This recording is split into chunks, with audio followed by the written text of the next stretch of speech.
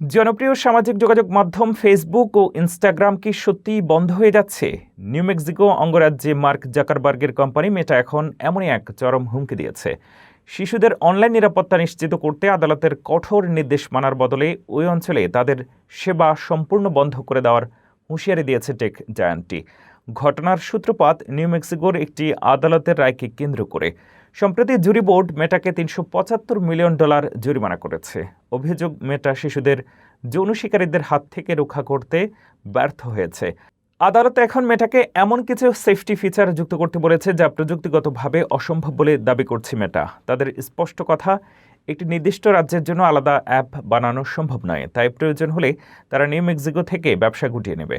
New মেক্সিকোর attorney general Raul তোরেজ এই হুমকিকে লজ্জাজনক বলে আখ্যা দিয়েছেন। তার মতে, মুনাফার লোভে শিশুদের জীবনকে ঝুঁকির মুখে ফেলছে জাকারবার্গের কোম্পানি। এই আইনি লড়াই এখন মেটার ভবিষ্যৎ অস্তিত্বকে চ্যালেঞ্জের মুখে ফেলছে।